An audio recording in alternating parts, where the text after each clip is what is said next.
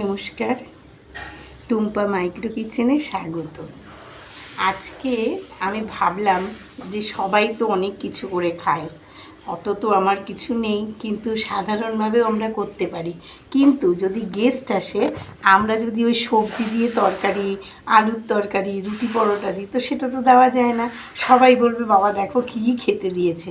কিন্তু সেটাকেই যদি আমরা একটু উল্টে পাল্টে একটুখানি বেশ চটপটা বানিয়ে ফেলি, তাহলেই কিন্তু দেখতে অন্যরকম হয়ে যায়।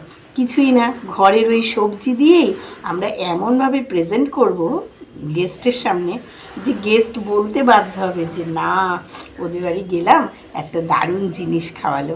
তো সেভাবে তো আমরা বানিয়ে বানিয়ে করতেই পারি, তাই না? তো ওই জন্য আমি ভাবলাম যে আমার বাড়ি যখন আসছে দুজন আরও, তো তাদেরকে আমি কি খাওয়াবো। কিন্তু আমি যা খাইয়েছি একদম ঘরের ওই সবজি আলুর তরকারিই, কিন্তু সেটাকে একটু স্পাইসি আর একটু সাজানোর ওপর ব্যাপার। তো চলুন ওটাও দেখাই। আর আমি একটু ম্যাগি করেছি। ম্যাগিটা খুব শর্টকাট, সে তো সবাই জানে, কিন্তু শুধু তো ওই দেওয়া যায় না, তাই জন্য সঙ্গে ম্যাগি করেছি। তো এটা করেছি আমি, বলা যায় স্টাফ পটেটো, কিন্তু স্টাফ পটেটোর জন্য অত যা তা করিনি। আপনারা যখন করবেন একটু বড় বড় আলুকে কাটবেন, মাঝখানটা লম্বা করে কেটে নিয়ে, তাহলে দেখতে আরও সুন্দর লাগবে। আমার ঘরে খুব ছোট ছোট আলু ছিল, তাই জন্য একটু ছোট ছোট হয়ে গেছে। অ্যাকচুয়ালি এগুলো লম্বা লম্বাতে ভালো লাগে, দারুণ লাগে দেখতে, একদম হোটেলের মতো মনে হবে। তো আমি জাস্ট আপনাদের দেখানোর জন্য করলাম এটা, ঠিক আছে? আপনারা দেখুন কেমন লাগে, কমেন্টে জানাবেন। তো প্রিপারেশনগুলো তো আমাকে আগে রেডি করতে হবে, সেই জন্য আমি গুছিয়ে নিয়ে দেখাচ্ছি। যদি বলা হয় যে কেন আগে দেখাচ্ছ না, এমনই সিম্পল যে আমি এমনি দেখালেই বোঝা যাবে। এই যে আলুকে মাঝখান দিয়ে দুফাক করে নিয়েছি, করে মাঝখানটা আমি ছুরি দিয়ে কুড়িয়ে একটু গর্ত করে নিয়েছি, যাতে এর ভেতরে আমি স্টাফগুলো ভরতে পারি। তো এই যে কুড়িয়ে নিয়েছি, এই আলুটাও তো নষ্ট করব না, এটাকে আমি ভালো করে কুচিয়ে নিয়েছি চপার দিয়ে, পেঁয়াজ কুচিয়েছি। অনেক কিছু ইনগ্রিডিয়েন্টস লাগবে, যেমন ধরো আমি এই যে ক্যাপসিকাম কুচিয়েছি, গাজর কুচিয়েছি, বিনস কুচিয়েছি, টমেটো কুচিয়েছি, ধনেপাতা কুচিয়েছি, এছাড়া আছে রসুন বাটা, আদা বাটা, লঙ্কা বাটা, ঠিক আছে? এছাড়া তো যেরকম মশলা দেবো, এগুলো যখন কষাবো আমি বলে দেব কি কি দেব। তার আগে যেটা আমি বলে দিই, এই যে আমার একটা বাটিতে আমি একটুখানি তেল, রিফাইন তেলই নিয়েছি, তার মধ্যে একটু নুন, হাফ চামচ কাশ্মীরি লঙ্কার গুঁড়ো, হাফ চামচ হলুদ আর হাফ চামচ গোলমরিচ গুঁড়ো নিয়েছি। এইটা আমি এইভাবে প্রত্যেকটা আলুর আমি মাখিয়ে নেবো চারপাশটায়, এরম করে মাখাবো, বাইরেটা তো আমি মাখাবো। এইভাবে নিয়ে উল্টো দিকটা করে, এবার উল্টো দিকটাতেও আমাকে পুরো মাখাতে হবে। এইভাবে পুরো মানে আলুটাই মাখাবো। তো এইভাবে আমি প্রত্যেকটা আলু মাখিয়ে কোন অপশানে আমি মাইক্রোওভেনে দিচ্ছি সেটাও আমি দেখিয়ে দিচ্ছি, কেমন? তো আগে আমি আলুগুলো আমি সব কটাকে মাখিয়ে নিই, ঠিক আছে?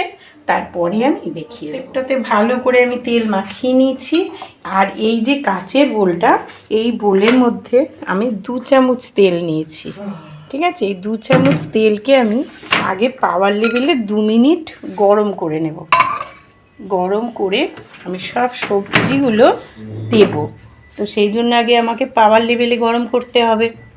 তো আমি এই পাওয়ার লেভেলটা প্রেস করছি, হাই দেখাচ্ছে। আমি এবার 2 মিনিট টাইম দেব। 2 মিনিট টাইম দিলাম, স্টার্ট দিলাম। এটা গরম হোক, গরম হলে দেখাচ্ছি।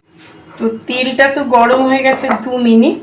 তো এবার এর মধ্যে আমি সব সবজিগুলো ঢেলে দেব, যা আমার আছে এখানে কাটা বলেছি।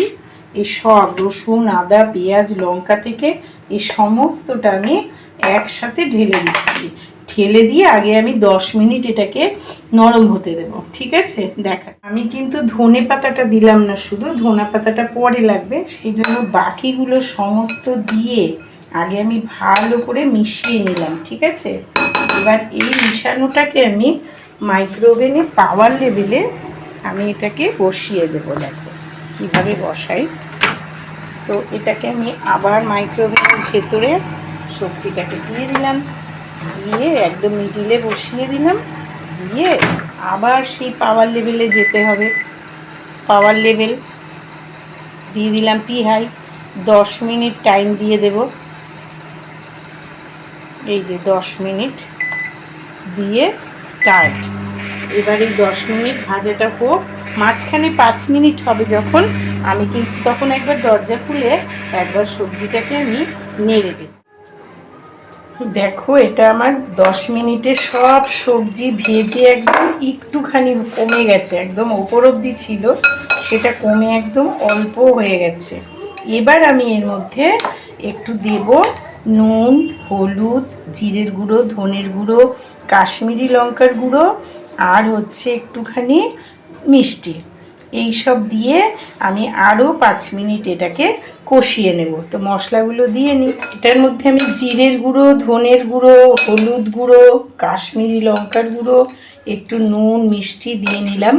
অ্যাকচুয়ালি এই মাইক্রোওভেনে কিছু রান্না করলে যত ছোট গুঁড়ি গুঁড়ি সবজি কাটা যাবে তত তাড়াতাড়ি হয়ে যায়, টাইমটা কম লাগে। দেখো কত সুন্দর এটা বয়েল হয়ে গেছে আমার।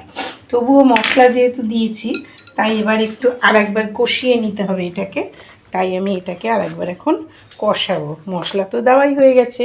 তো এইবারে দেখো এটাকে আমি আবার পাওয়ার লেভেলে দিচ্ছি, জাস্ট এটার মশলার গন্ধটা যাতে না থাকে কষিয়ে নেওয়ার জন্য।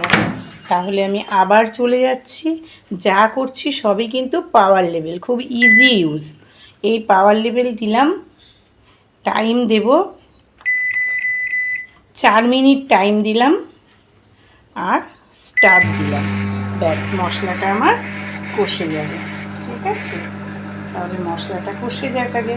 স্টাফিং তো আমার পুরো রেডি হয়ে গেছে, একদম সুন্দর করে মশলা টশলা দিয়ে কষানো আমার হয়ে গেছে।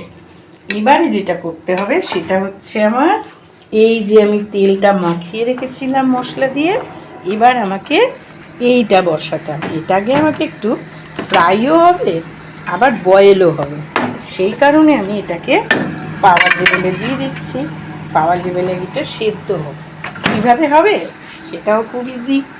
এই যে পাওয়ার লেভেল প্রেস করলাম, 10 মিনিট টাইম দিলাম, ব্যাস স্টার্ট দিয়ে দেবো। এবার পটাটোটা ভালো করে বয়েল হয়ে যাক। দেখো আলুটা বের করেছি, করে এই যে পুরটা একটু চামচ করে করে ভেতরে ঠেসে ঠেসে দিয়েছি, দিয়ে ধনে পাতা একটু ভেতরে আমি চেপে চেপে দিয়েছি। তার উপরে যেটা মেনলি দিয়েছি, এটা একটু লাগে যে টেস্ট করতে, ওই চিজ আছে, ছোট কিউব চিজগুলো আছে না, ওই একটা কিউবই গ্রেট করলে এরকম হয়ে যাবে বেশ কটা। তো গ্রেট করে আমি ওপরে দিয়ে দিয়েছি। জাস্ট এটা ওই পাওয়ার লেভেলে 1 মিনিট দেবো এই চিজটাকে নরম হওয়ার জন্য, আর কিচ্ছু না। তো আমার আগেই বলে দিই, আমার ঘরে আলুগুলো খুব ছোট ছোট ছিল, তো তাই জন্য একটু ছোট হয়েছে। তোমরা যদি এরকম খাওয়াতে চাও কাউকে, তাহলে একটু বড় আলুকে লম্বা করে মাঝখান থেকে লম্বাভাবে কেটে নিয়ে যদি ছুরি দিয়ে গোল করে কাটো ডিমের মতন করে, তাহলে অনেকটা পুর ঢুকবে আর দেখতেও গেট আপটা খুব সুন্দর হবে। তো আমার তো ছোট আলুগুলো, তাই জন্য একটু ওপরে পুরগুলোই একটা ওই যে ছোট থাকে না চিজের বক্সগুলো, ওই একটা ছোট দিয়েই কিউব দিয়ে আমার এই 6খানাই হয়ে গেল। তো আরও দুটো হয়ে যায় এখান থেকেই কম কম করে দিলে, ঠিক আছে। তো এটা আমি পাওয়ার লেভেলে এখন জাস্ট 2 মিনিট দেব, এটা গলে গেলে যাতে এটা খেতে দারুণ টেস্ট লাগে, এই জন্যে এটাকে এখন আমি পাওয়ার লেভেলে দিচ্ছি। জাস্ট পাওয়ার লেভেলে 2 মিনিট না, পাওয়ার লেভেলে আবার সেই একই ব্যাপার। এই যে পাওয়ার লেভেলকে প্রেস করব, পি হাই দেখাবে, তখন দেব হচ্ছে 2 মিনিট। 2 মিনিট দিলাম, স্টার্ট। ব্যাস 2 মিনিটেই কমপ্লিট। তো দেখো কি সুন্দর একটা ইয়াম্মি টেস্টি একটা জিনিস হয়ে গেল আইটেম বানানো। এটা খেতেও দারুণ লাগবে আর খাওয়াতেও দারুণ লাগবে, কেমন? এবার কি হলো দেখুন, যখন যেটা আমি বানাই সেটা তো আমি কিছুতেই মাপে বানাতে পারি না। তো পুর তো আমি অনেকখানি করে ফেলেছি, তো এই স্টাফিংটাকে আমি নষ্ট করব? তো এটা দিয়ে কি করব, এটা আমি যত্ন করে রাখছি, আবার তো একটা ভিডিও দেখাবো। তো এইটা দিয়েই আমি আবার একটা কি প্রিপারেশন করতে পারি সেটাও দেখিয়ে দেব, দেখবেন। বেশি হলে কোনো জিনিসই নষ্ট হয় না, ফেলা যায় না। আর একটা নতুন এমন আইটেম করব যেটাও আপনি গেস্টকে খাওয়াতে পারবেন।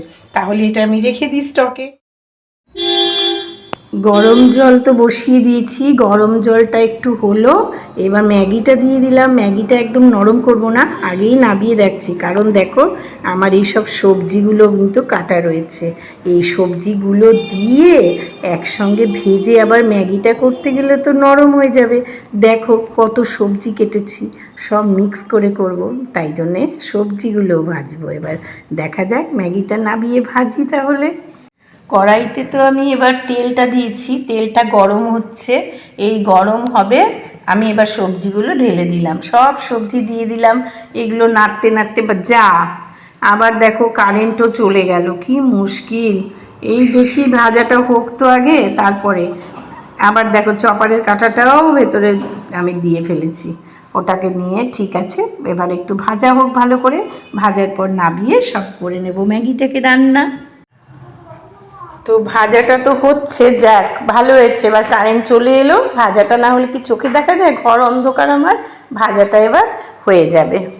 ম্যাগি তো আমার খুব প্রিয়, এত সুন্দর একটা ম্যাগি বানিয়েছি, আহা দেখে তো আমার নিজেরই খেয়ে নিতে ইচ্ছে করছে সবটাই। কাকে কতটুকু দেবো কে জানালাম, নিজে একটা খেয়েও দেখলাম।